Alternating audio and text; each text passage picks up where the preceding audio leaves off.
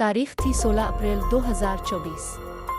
हुआ में जोश भरा हुआ था जब मैं और मेरे दोस्त अपने घर वालों की दुआएं लेकर मरी के हुसैन पहाड़ों के लिए अपने तवील इंतजार के बाद शुरू होने वाले सफर पर रवाना हुए। तकरीबन 9 बजे सुबह हमने गुजरावाला को अलविदा कहा।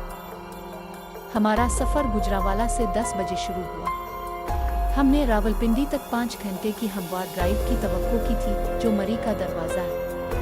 ताहम जैसा कि अक्सर होता है, गैर मुतवक्के ताख़ीर हुई। एक अहम ट्रैफिक जाम ने हमारी पेशरफ्त को सुस्त कर दिया और दोपहर 12 बजे और 2 बजे के दरमियान ही हम आखिरकार मरी पहुंचे। शुक्र है हमने कुछ दिन पहले ही अपने कमरे बुक करवा लिए थे। इसने हमें पहुंचने पर किसी परेशानी से बचा लिया। शाम के लिए हमारे मंसूबे सादा थे। मकामी रेस्तोरां ने खाना, इसके बाद अगले सुबह एक होटल में आरामदेह नाश्ता।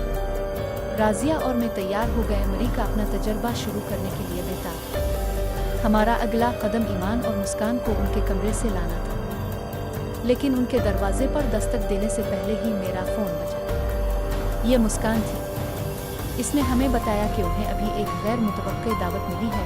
उनकी खाला हम सबको सेक्टर 14 में अपने घर पर खाने के लिए बुला रही थी। मेरे जहन में एक सवाल उठा, उनकी खाला को कैसे पता चला कि हम मरी में हैं?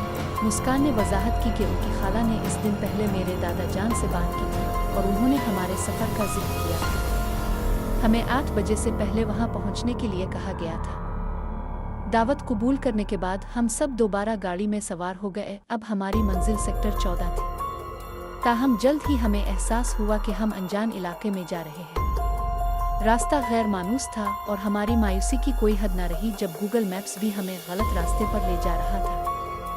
हमारी बढ़ती हुई बेचैनी में इजाफा करते हुए हमें मुस्कान के घर से मुसलसल फ़ोन आ रहे थे, लेकिन मायूस कुन तौर पर नाकिस नेटवर्क कनेक्शन की वजह से हम जवाब नहीं दे पा रहे थे। गोया मामलात पहले ही पेचीदा नहीं थे। मौसम ने एक बुरा रुख इख्तियार कर लिया। तेज़ हवाएं गाड़ी को टकराने लगे और एक तूफान आने वाला दिखाई दे रहा था। किसी को भी फ़ोन करने की हमारी हर कोशिश नाकाम रही। काले नहीं मिले और हमें कोई कॉल मौसूल नहीं हो रही थी। मायूसी के आलम में हमने अपनी खाला को फ़ोन करने की कोशिश की। हमारी हैरत की कोई इंतहा न रही, कॉल चली गई। सुकून का सांस लेते हुए हमने जल्दी से अपनी मुश्किल और ट्रैफिक के ख़राब हालात के बारे में बताया। मेरी खाला का जवाब सरासर हैरानकुन था। जब हमने मुस्कान के घर पर होने का जिक्र किया तो उन्होंने जवाब दिया, बेटा फिक्र न करो, तुम्हारा घर तो यही है, जब चाहो आ जाओ। बाहर ट्रैफिक बेरहम था। कम होने के कोई आसार नजर नहीं आ रहे थे।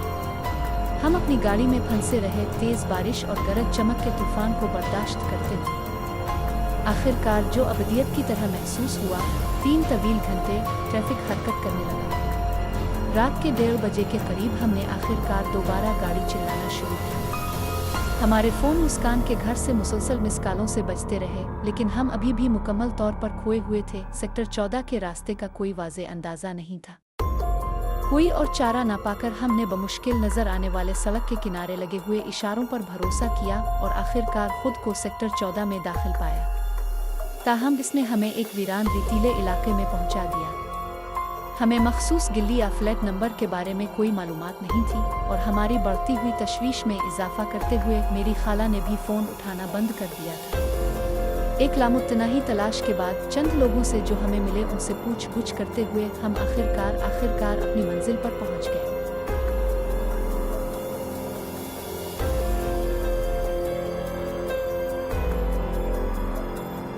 घर शानदार था, तकरीबन महल जैसा।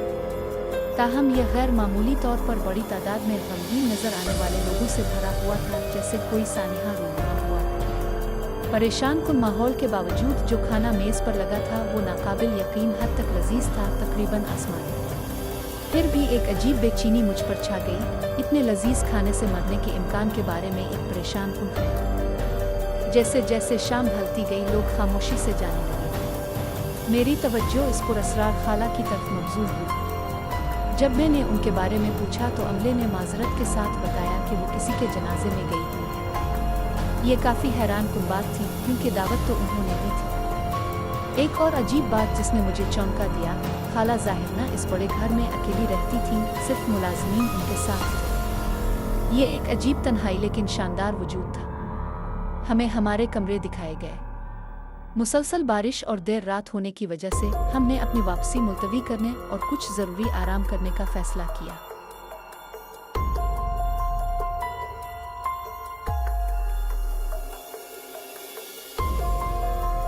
एक गहरी बेख्वाब नींद के बाद मैंने अपने नीचे एक ठंडी सख्त सतह पर आँख खोली। बदहवास मैंने अर्द गिर्द देखा और एक खौफनाक मंजर से दो चार हुई। हम एक कब्रिस्तान में थे। कब्रों के पत्थर मध्यम रोशनी में लंबी खौफनाक परछाइयां डाल रहे थे और वहाँ थोड़ी दूर पर रुकया ईमान और मुस्कान अभी भी सो रहे थे। खौफ ने हमें इतनी सख्ती से जकड़ लिया था कि हमारी अपनी धड़कनों की गूंज हमारे कानों में पड़ रही थी। हमने एक दूसरे का हाथ पकड़ा, खामोशी से दहशत का अहद किया और कब्रिस्तान से भाग गए। जब हम कुछ मकामी लोगों से मिले तो हमने घबरा कर सेक्टर 14 आखाला के घर के बारे में पूछा। उन्होंने हमें बताया कि अमाल नाम की कोई ऐसी बस्ती नहीं है, लेकिन उन्होंने इस इलाके में अजीब व गरीब वाक़यात की सरगोशियाँ सुनी थी। हम पर यह हकीकत आश्कार हुई।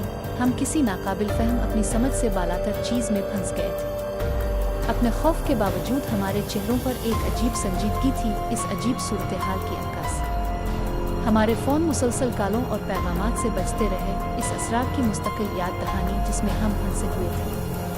मकामी दास्तानों में एक ऐसे वक्त का जिक्र था जब बहुत पहले इस इलाके में एक तबाहकुन ज़लज़ला आया था जिसने खंडरात के सिवा कुछ नहीं छोड़ा था। अजीब बात यह थी कि कहा जाता था कि कोई जानी नुकसान नहीं हुआ क्योंकि बाशिंदे पहले ही महफूज मकामात पर मुंतकिल हो गए थे।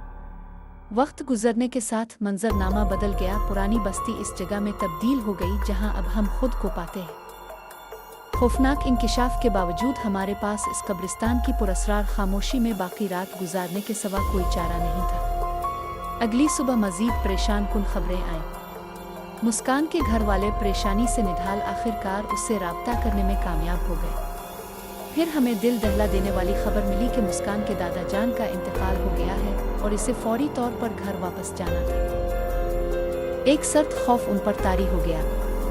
कोई काल नहीं, कोई सेक्टर 14 नहीं, एक मरहूम दादा जान। ये सब एक खौफनाक नामुमकिन हकीकत की तरफ इशारा कर रहा था। जब वो खाली कालात को घोर रहे थे तो पुरानी गुलाबों की एक हल्की तकरीबन नाकाबिल इदराक खुशबू हवा में भर गई। एक ऐसी खुशबू जिसे उनमें से कोई नहीं पहचानता था। ये एक लम्हे के लिए रही, फिर इतनी ही तेजी से गायब हो गई।